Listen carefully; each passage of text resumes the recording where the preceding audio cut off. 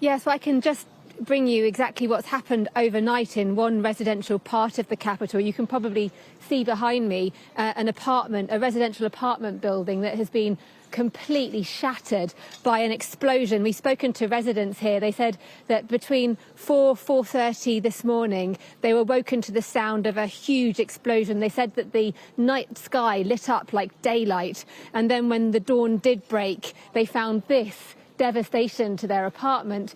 We actually spoke, if you look up onto the second floor there, the pink coloured wall, there used to be a balcony there, and we spoke to a lady called Valentina who lives there with her 19-year-old daughter. She said to me that she had been actually asleep on that far wall, the far room where you can see that bit of wood diagonally dangling down. She'd been asleep and said the explosion blasted the window of the balcony and the door across her into the back of the room. She miraculously survived. She's unhurt, but we were told by other residents that some people here were taken to hospital. It's unclear exactly what happened, but one thing is sure, there's an enormous crater on the ground here.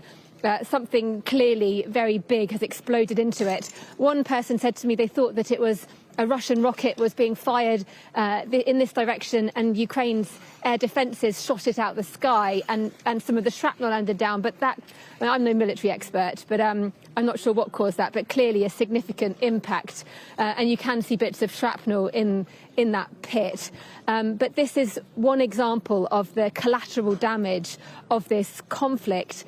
And this city is a city at war, in crisis. The streets are eerily quiet, and the news that Russian troops are advancing is obviously making a lot of people have moved already. This explosion here has prompted other families in this area to leave. We spoke to one gentleman who was just packing up his car with his daughter, wife, niece, cat and dog, and they're getting out of the city. Lots of people have left already. The schools are closed, shops are shut.